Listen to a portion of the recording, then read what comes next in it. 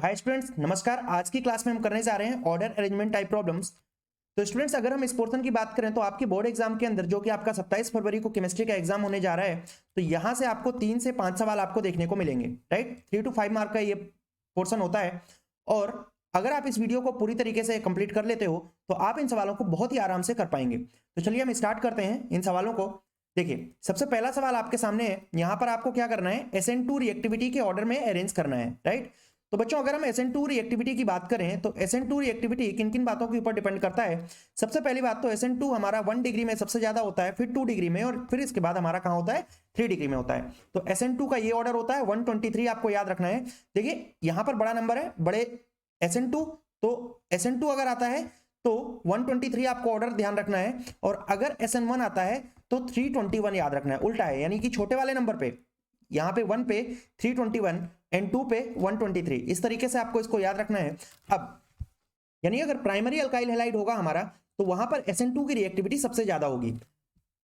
Similarly second degree में होगी and then इसके बाद थर्ड डिग्री में होगी। तो अब SN2 की रिएक्टिविटी अगर हम देखें तो यहां पर आप देखिए Br ऐसे कार्बन से अटैच्ड है जिसके पास में 2 अल्काइल ग्रुप हैं। ठीक है, यहां पर Br ऐसे कार्बन से अटैच है जहां पर 3 अल्काइल ग्रुप हैं।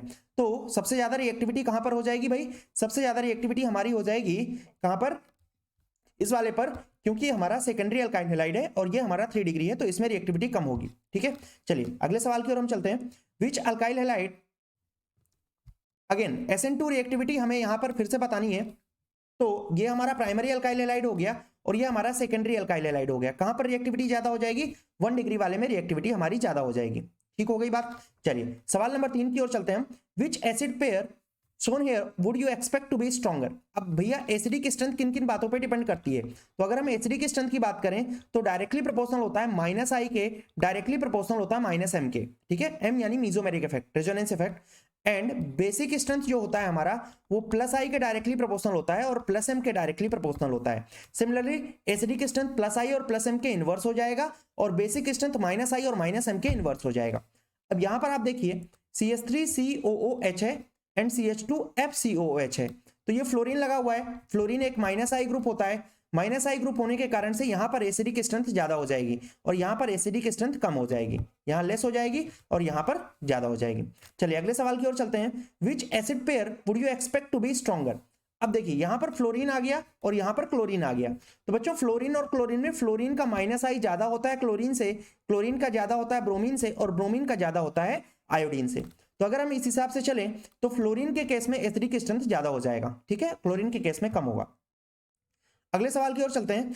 अब देखो, अभी तो हमने सीखा कि अगर फ्लोरीन क्लोरीन आ जाता है तो फ्लोरीन में -I पावर ज्यादा होती है।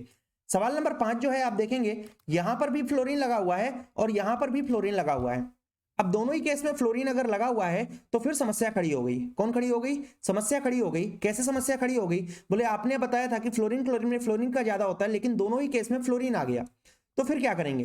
फिर बच्चों क्या होता है, दूरियां मैटर करती हैं, जिंदगी में दूरियां मैटर करती हैं। अगर दूरियां कम होती हैं, दूरियां अगर कम होती हैं तो असर ज्यादा होता है, और अगर दूरियां ज्यादा होती हैं तो असर क्या हो जाता है भैया, कम हो जाता है। यहां पर देखिए ये हमारा कार्बोक्सिलिक ग्रुप है, कार्बोक्सिलिक ग्रुप से फ्लोरीन ज्यादा दूर है, कार्बोक्सिलिक ग्रुप से फ्लोरीन ज्यादा पास है, तो यहां पर इसका इफेक्ट ज्यादा होगा। इसका मतलब ये एसिड पेयर हमारा स्ट्रॉन्गर हो जाएगा। ठीक है, सवाल नंबर 6 की ओर हम चलते हैं।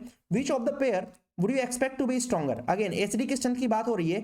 ये CH3 ग्रुप लगा हुआ है जो कि बच्चों +I होता है, और ये CF3 लगा हुआ है जो कि क्या होता है, -I होता है। कहां पर स्ट्रॉन्गर हो जाएगा, CF3 के केस में -I पावर ज्यादा हो जाएगी। ठीक है, तो सवाल नंबर 8 की ओर हम चलते हैं। SN1 रिएक्टिविटी हमें बतानी है। तो भैया SN1 की अगर हम रिएक्टिविटी बात करें, SN1 की अगर हम रिएक्टिविटी की बात करें तो SN1 रिएक्टिविटी सबसे ज्यादा 3 डिग्री में, फिर 2 डिग्री में, फिर 1 डिग्री में, है ना।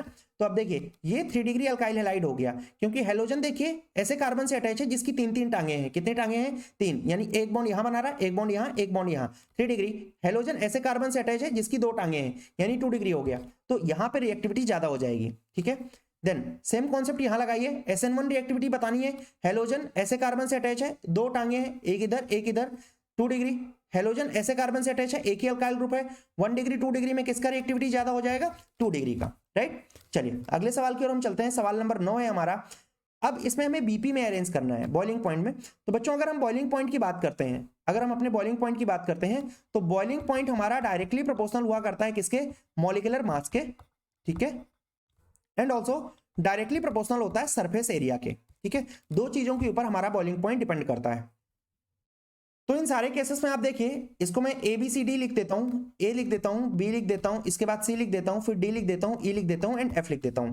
तो इस वाले सवाल को हम सबसे पहले करते हैं। पहला सवाल हमारा 9th का A part, pentanol, butanol, butane two ol, ethanol, propanol and methanol.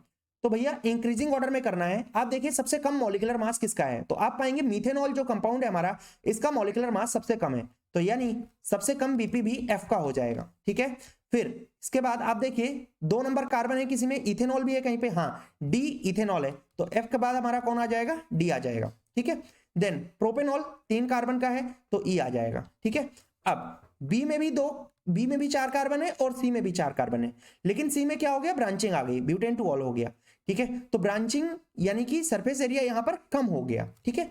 Branching आ जाने का मतलब है एरिया क्या हो गया, कम हो गया।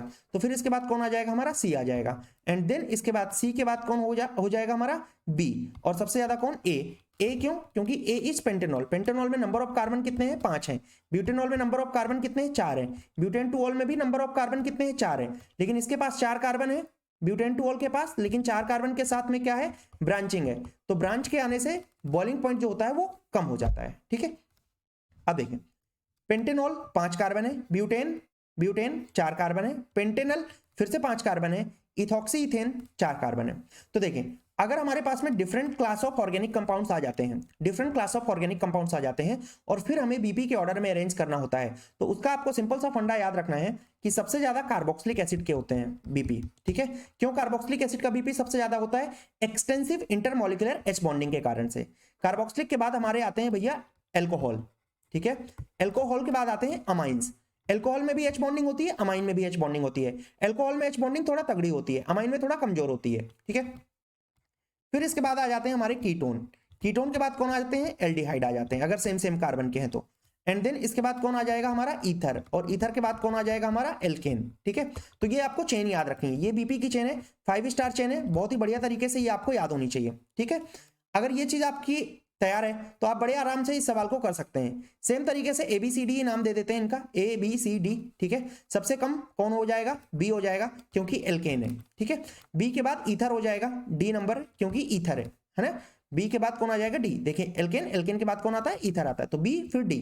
देन इसके बाद एल्डिहाइड है कौन सा, सी वाला, तो एल्डिहाइड यानी कि सी आ जाएगा, एंड देन सबसे ज्यादा कौन आ जाएगा, ए आ जाएगा क्योंकि अल्कोहल है, ठीक है। तो आई होप ये सवाल आप बहुत ही आराम से कर सकते हैं, ठीक है। चलिए सवाल नंबर 10 की ओर चलते हैं। Arrange the following compound in increasing order of their acidic strength. आइए बात करते हैं एसिडिक स्ट्रेंथ किसके डायरेक्टली प्रोपोर्शनल, माइनस आई के, ठीक है, किसके डायरेक्टली प्रोपोर्शनल, माइनस एम के। देन अगली बात, फिनॉल वर्सेस अल्कोहल में कौन ज्यादा एसिडिक नेचर होता है, तो बच्चों phenols are million times stronger acid as compare to alcohol. Phenol का एसिडिक स्ट्रेंथ हमेशा बहुत ज्यादा होता है किससे, अल्कोहल से। क्यों, क्योंकि फिनॉल जो होते हैं जब भी H+ आयन लूज करते हैं, है ना, तो ये फिनॉक्साइड आयन बनाते हैं प्यारे बच्चों, क्या बनाते हैं, फिनॉक्साइड आयन, और ये फिनॉक्साइड आयन ज्यादा स्टेबल हुआ करता है ड्यू टू रेजोनेंस, ठीक है। अब देखिए ये प्रोपेनॉल है, 2,4,6 ट्राइनाइट्रोफिनॉल है, 3 माइनस आई ग्रुप लगे हुए हैं, 1 माइनस आई, 2 माइनस आई, ये फिनॉल, और ये 4-मिथाइल फिनॉल, इसमें प्लस आई लगा हुआ है, ठीक है, इसमें प्लस आई लगा हुआ है, इसमें माइनस आई लगे हुए हैं, कितने माइनस आई, 2 माइनस आई लगे हुए हैं, इसमें माइनस आई लगा हुआ है, कितना माइनस आई, 1 माइनस आई, ट्राइनाइट्रो में माइनस आई लगा हुआ है, लेकिन कितने माइनस आई, 3 माइनस आई, ठीक है। तो अब उसी तरीके से A B C D E और एफ नाम दे देते हैं इनको, ठीक है, नाम नहीं लिखना पड़ेगा बड़ा बड़ा, इसलिए ABCD लिख दिया हमने। अब देखिए सबसे कम कौन हो जाएगा, प्रोपेनॉल, क्योंकि अल्कोहल है, ये सबसे कम। फिर अल्कोहल के बाद कौन आता है, फिनॉल।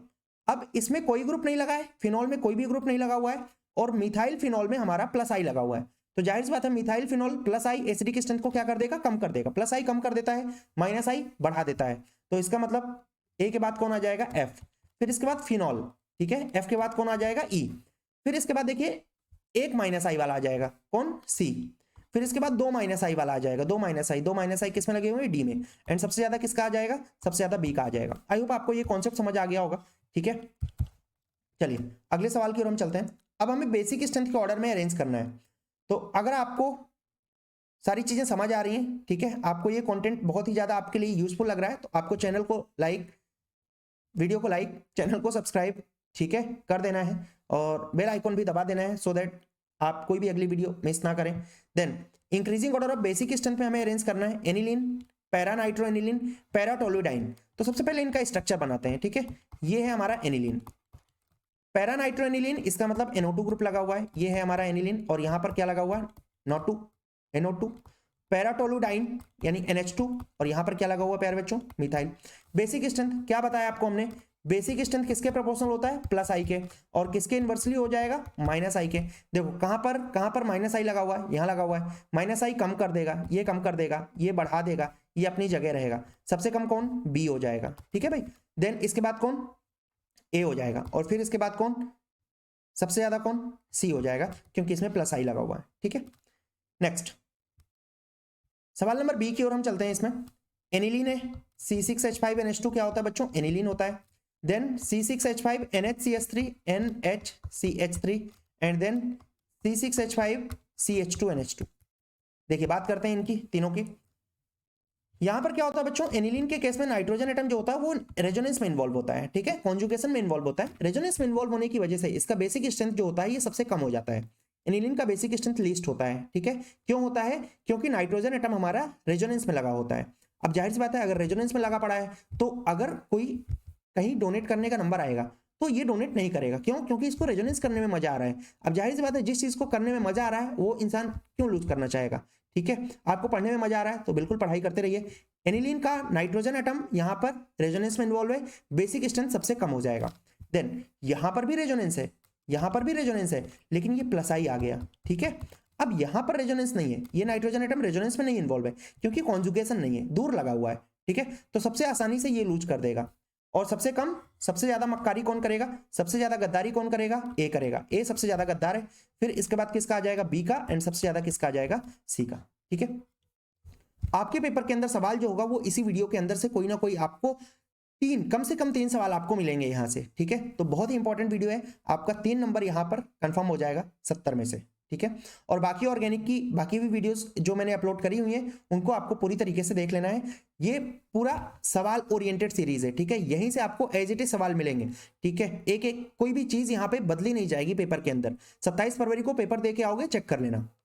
नेक्स्ट, तो arrange the following in decreasing order of pKb value. देखिए क्या होता है बच्चों, मोर पीकेबी इसका मतलब लेस बेसिक स्ट्रेंथ, ज्यादा पीकेबी कम बेसिक स्ट्रेंथ, लेस पीकेबी ये रिलेशन होता है पीकेबी का, लेस पीकेबी मोर बेसिक स्ट्रेंथ।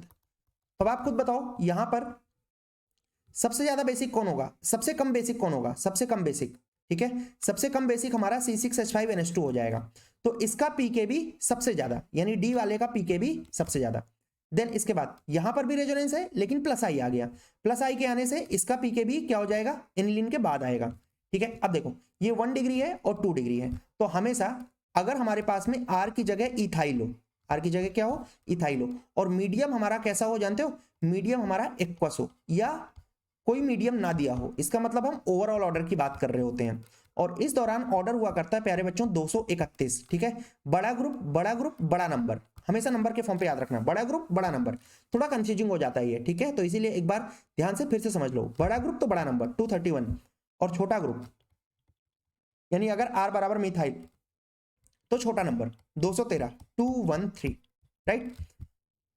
सो डी हो गया, फिर बी हो गया। अब इसके बाद एक 1 डिग्री है, एक 2 डिग्री है, तो कौन आ जाएगा इसके बाद, 1 डिग्री वाला आ जाएगा। और सबसे कम पीकेबी यानी सबसे स्ट्रॉन्गर बेस कौन हो जाएगा, सी वाला हो जाएगा, ठीक है। बहुत इंपॉर्टेंट सवाल है, बहुत बार पेपर के अंदर पूछा जा चुका है, बहुत ही बार पेपर के अंदर पूछा जा चुका है। अगर आप 10 सालों में बात करो तो कम से कम 6 बार ये सवाल पूछा हुआ है पास्ट ईयर में, ठीक है।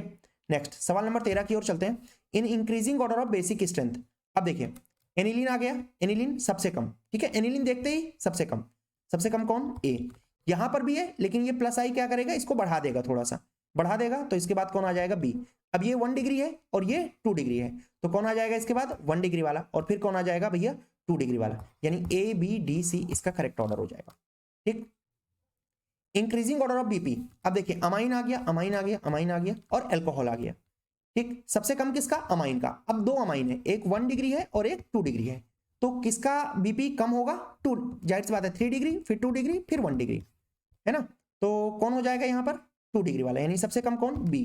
फिर इसके बाद कौन, 1 डिग्री वाला यानी सी, और सबसे ज्यादा किसका, अल्कोहल का, यानी BCA। BCA हो जाएगा, बाप के केस में एस है ना, बाप के केस में एस, ठीक है। Next, arrange the following compound in increasing order of solubility in water. अब भैया सॉल्युबिलिटी जो होती है ना, सॉल्युबिलिटी वो इनवर्सली प्रोपोर्शनल होती है मॉलिक्यूलर मास के, यानी मॉलिक्यूलर मास अगर ज्यादा है, मोर मॉलिक्यूलर मास, तो भैया लेस सॉल्युबिलिटी। ज्यादा मॉलिक्यूलर मास पे सॉल्युबिलिटी क्या होती है, कम होती है। तो सबसे ज्यादा मॉलिक्यूलर मास किसका है, C6H5NH2 का, तो सबसे कम सॉल्युबल कौन होगा, ए होगा। अब ये आपका, इसका मॉलिक्यूलर मास ज्यादा है, इसका मॉलिक्यूलर मास कम है, तो फिर कौन हो जाएगा, बी, ठीक होगी बात। और फिर सबसे ज्यादा सॉल्युबल कौन हो जाएगा, सी, तो ABC इसका करेक्ट ऑर्डर हो जाएगा, राइट। चलिए सवाल नंबर 16 की ओर हम चलते हैं। सवाल नंबर 16 जो है हमारा, ये क्या है, ओह 17 कहाँ रह गए भाई, 17 गायब हो गया, कोई बात नहीं, देखते हैं। Arrange the following compound in increasing order of SN2 displacement. तो बच्चों देखिए क्या होता है, SN2 की अगर हम बात करें तो SN2 में ऑर्डर हमारा क्या होता है, अब तक आपको याद हो गया होगा, SN2 में 123 होता है ऑर्डर, ठीक है। अब देखिए 1 ब्रोमोपेंटेन कितने डिग्री का है, 1 डिग्री का है। 2 ब्रोमोपेंटेन कितने डिग्री का है, 2 डिग्री का है। 2 ब्रोमो 2 मिथाइल ब्यूटेन कितने डिग्री का है, 3 डिग्री का है, ठीक है। सबसे ज्यादा इंक्रीजिंग ऑर्डर में करना है, सबसे कम कौन हो जाएगा, ए हो जाएगा। फिर इसके बाद कौन हो जाएगा, सबसे कम कौन, ए। फिर इसके बाद कौन हो जाएगा, सी। फिर इसके बाद कौन हो जाएगा, बी। समझ पा रहे हैं बात को, बहुत ही बढ़िया, बहुत ही आराम से समझ पा रहे होंगे। Then 1 bromo 3 methyl butane, 2 bromo 2 methyl butane, 2 bromo 3 methyl butane. तो देखिए चलिए स्ट्रक्चर बना लेते हैं इनका, है ना। सेकंड नंबर जो सवाल है इनमें हम सबका क्या बना लेते हैं, स्ट्रक्चर बना लेते हैं। तो देखिए 1 ब्रोमो 3 मिथाइल ब्यूटेन, 1 ब्रोमो, एक नंबर पे Br लगा दिया, 3 नंबर पे क्या लगा दिया हमने, मिथाइल। तो 1 नंबर हो गया, 2 नंबर हो गया, 3 नंबर हो गया, 3 नंबर पे हमने क्या लगा दिया, मिथाइल। तो 1 डिग्री का हो गया ये, ठीक है। अब 2 ब्रोमो 2 मिथाइल ब्यूटेन, 1 2 3, 2 ही नंबर पे Br है और 2 ही नंबर पे मिथाइल है, 2 ही नंबर पे Br है, 2 ही नंबर पे मिथाइल है। ये कितने डिग्री का हो गया, 3 डिग्री का। तो भैया ये है हमारा 1 डिग्री का, ये है हमारा 3 डिग्री का। अब 2 ब्रोमो 3 मिथाइल ब्यूटेन, तो 1 2 3 4, ठीक है। 2 ब्रोमो 3 मिथाइल ब्यूटेन, इसका मतलब 2 नंबर पे Br लगा देते हैं, ये 2 नंबर पे Br लगा दिया और यहां पर हमने क्या लगा दिया, मिथाइल लगा दिया। ये कितने डिग्री का हो गया, 2 डिग्री का हो गया। तो अब जाहिर सी बात है सबसे कम रिएक्टिविटी किसका हो जाएगा, बी का, ठीक है। फिर इसके बाद कौन आ जाएगा, सी आ जाएगा। फिर इसके बाद सबसे ज्यादा कौन, 1 डिग्री वाले का, यानी BCA, ठीक है। फिर से बाप के केस में एस, ठीक। नेक्स्ट थर्ड नंबर, आपको नहीं करना, आपको पढ़ाई करनी है भाई, एस नहीं करनी, ठीक।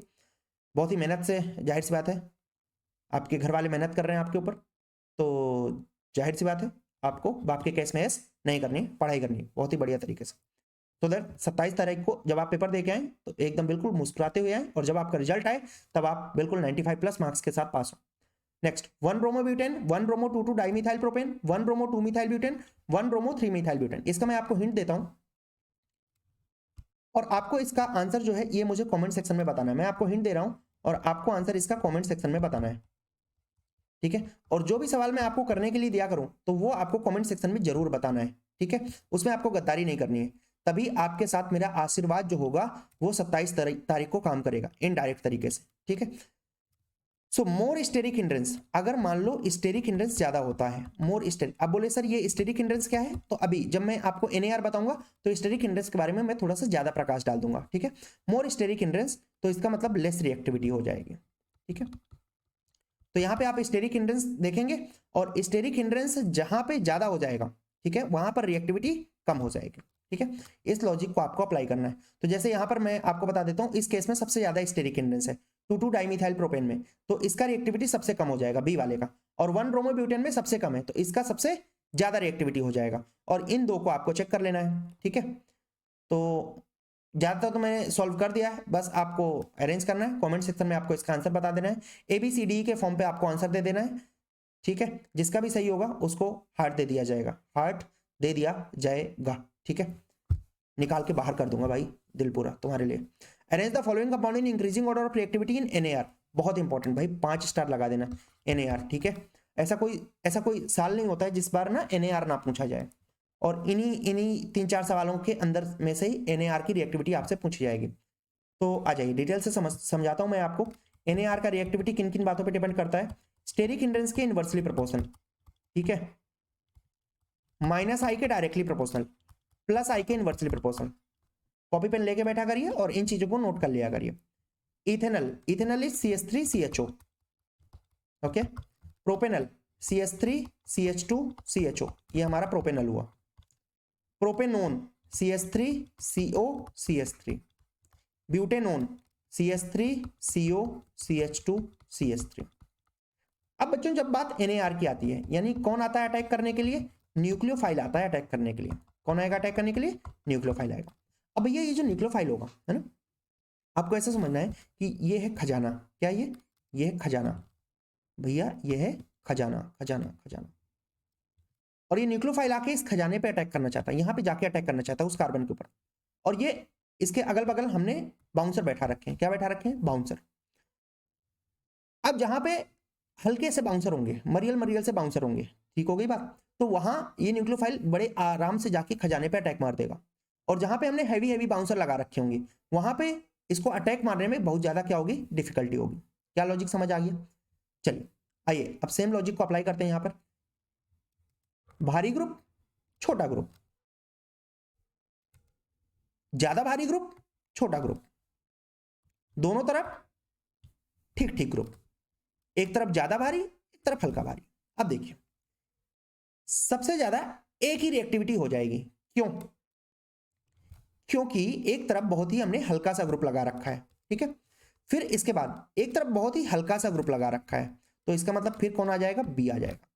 एक तरफ CH3, दूसरी तरफ भी CH3, तो कौन आ जाएगा? C आ जाएगा।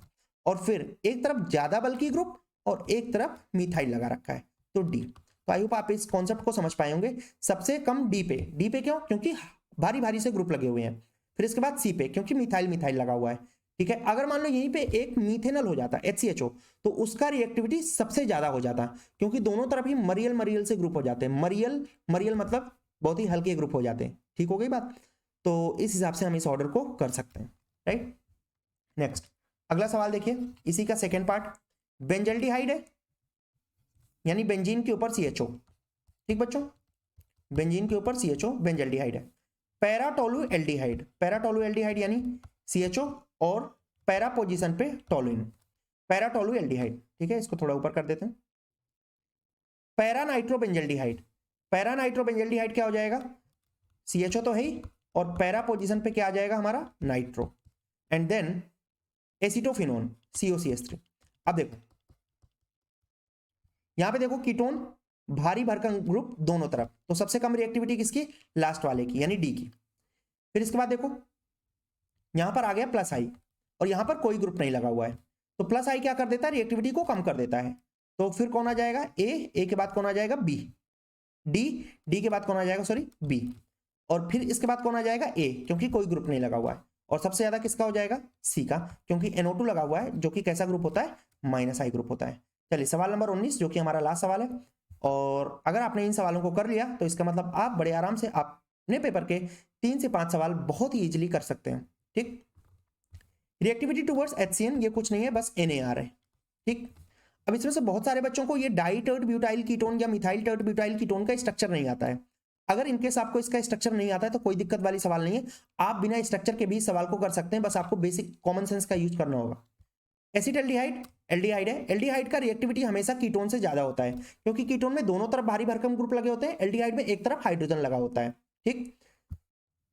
ये भी कीटोन, ये भी कीटोन, तो ये तीनों ही कीटोन है। Acetone, di tert butyl ketone, methyl tert butyl ketone, ये तीनों ही कीटोन है। और एक हमारा एल्डिहाइड है। सबसे ज्यादा रिएक्टिविटी किसका हो जाएगा? ए का हो जाएगा। अब मैं आपको स्ट्रक्चर बता देता हूं। Acetone is CH3COCH3, right. Di tert butyl ketone ये बच्चों टर्सरी होता है, CH3 ये टर्सरी होता है, कीटोन है यानी CO है, और दोनों तरफ ही हमने कीटोन ये लगा दिया, डाइटर्ट लगा दिया। और एक केस में हम एक तरफ टर्ट लगाएंगे और एक तरफ मिथाइल लगाएंगे। तो आप बताओ सबसे ज्यादा स्टेरिक हिंड्रेंस कहां पर है? डाइटर्ट ब्यूटाइल पे सबसे ज्यादा स्टेरिक हिंड्रेंस है, यानी सबसे कम रिएक्टिविटी किसकी हो जाएगी बच्चों? C की हो जाएगी। फिर इसके बाद कौन आएगा? मिथाइल टर्ट वाला आएगा, यानी D आएगा, CD। और फिर इसके बाद कौन आ जाएगा? एसीटोन। तो CDBA is the right answer, ठीक हो गई बात। चलिए सेकंड नंबर सवाल की ओर चलते हैं। इसको A दे देते हैं, इसको B दे देते हैं, इसको C दे देते हैं और इसको D दे देते हैं। देखिए यहां पर मिथाइल लगा हुआ है, मिथाइल मिथाइल मिथाइल मिथाइल क्या करता है? एसिडिक स्ट्रेंथ को कम करता है। तो सबसे कम रिएक्टिविटी किसकी हो जाएगी? यहाँ पे दूसरे नंबर सवाल की अगर हम बात करें तो सबसे कम रिएक्टिविटी किसकी हो जाएगी बच्चों? C की। फिर इसके बाद कौन आ जाएगा, यहां पर भी अल्काइल ग्रुप ही लगा हुआ है लेकिन कम अल्काइल ग्रुप लगे हुए हैं, तो सी के बाद कौन आ जाएगा, डी। अब देखो यहां पर Br लगा हुआ है और यहां पर भी Br लगा हुआ है, यहां Br पास, यहां पे Br दूर, तो जहां पे दूर है उसका असर कम होगा। सेम ये इंडक्टिव इफेक्ट होता है ना, डिस्टेंस के ऊपर डिपेंड करता है, दूरियां मैटर करती हैं, कम दूरी ज्यादा असर, ज्यादा दूरी कम असर, सिंपल सा लॉजिक, ठीक। तो सी फिर डी, फिर इसके बाद कौन आ जाएगा, बी आ जाएगा, एंड सबसे ज्यादा रिएक्टिविटी किसकी हो जाएगी, ए की हो जाएगी। ओके, सवाल नंबर 3 19 का थर्ड पार्ट देखिए, बेंजोइक एसिड कोई ग्रुप नहीं लगा, 4 nitro 1 NO2 3 4 dinitro 2 NO2 4 methoxy OCH3 group लगा हुआ है। तो प्लस आई जो होता है वो एसिडिक स्ट्रेंथ को कम कर देता है, यहां पर प्लस आई लगा हुआ है, प्लस आई या प्लस एम, ठीक है। वैसे अगर हम ज्यादा करेक्ट बात करें तो प्लस एम होता है, मिथॉक्सी प्लस एम होता है, ठीक है। लेकिन हमारे एनसीईआरटी के अंदर माइनस आई से एक्सप्लेन किया हुआ है तो हम सिंपली वही लॉजिक देंगे, तो माइनस एम और प्लस एम का यहाँ पे जिक्र नहीं है, प्लस आई और प्लस माइनस आई से हमें एक्सप्लेन करना है, ठीक है। तो 4 मिथॉक्सी इज बेसिकली प्लस आई, तो सबसे कम किसका हो जाएगा, 4 मिथॉक्सी बेंजोइक एसिड का, यानी डी वाला सबसे कम हो जाएगा, ठीक। फिर बेंजोइक आ जाएगा ए, क्योंकि इसमें कोई ग्रुप नहीं लगा हुआ, माइनस आई वाला ना तो प्लस आई वाला, तो सबसे कम प्लस आई वाले का, फिर ए वाले का। अब 4 नाइट्रो यानी एक माइनस आई है, यहाँ पर 2 माइनस आई है, तो फिर इसके बाद बी आ जाएगा, एंड देन सबसे ज्यादा किसका आ जाएगा, सी, क्योंकि यहाँ पर कितने माइनस आई लगे हुए हैं, 2 माइनस आई लगे हुए हैं, ठीक। तो अब देखें कुछ 2-4 बातें मैं आपको फिर से एक बार बता देता हूं जल्दी जल्दी। SN1 रिएक्टिविटी किन किन बातों पर डिपेंड करती है, 3 degree 2 degree 1 degree. SN2 reactivity 1 degree 2 degree 3 degree, ठीक है। Acidic strength directly proportional to minus I, inversely proportional to plus आई।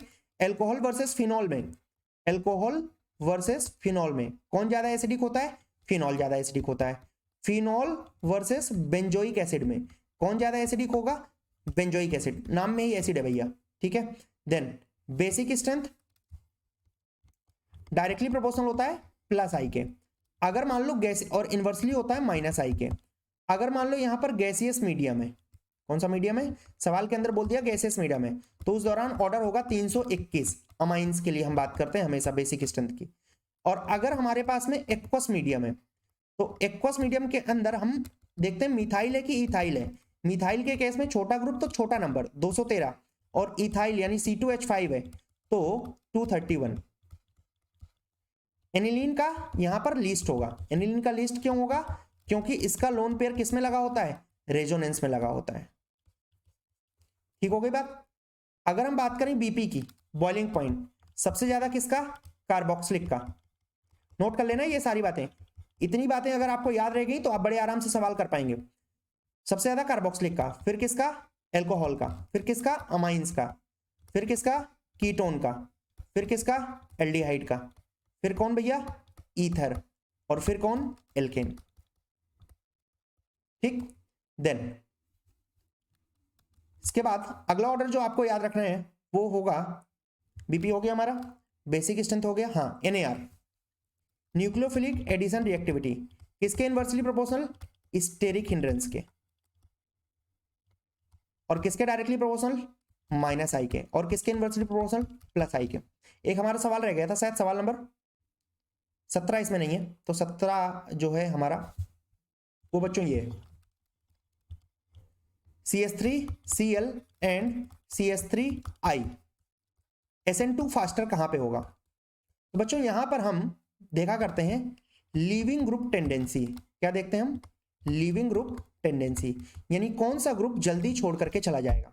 तो क्या होता है बच्चों, अगर मान लो आपको मैं 2 लकड़ी दे दूं, एक छोटी लकड़ी एक बड़ी लकड़ी, कौन सी लकड़ी को आप आसानी से तोड़ दोगे, तो बोले भैया अगर मुझे बड़ी लकड़ी दे दोगे, बड़ी लकड़ी, तो मैं इसको आसानी से तोड़ दूंगा। तो सिंपली आयोडीन के केस में बॉन्ड लेंथ बड़ा होता है, तो बॉन्ड लेंथ बड़ा होने के कारण से यहां पर रिएक्टिविटी तेजी से होता है।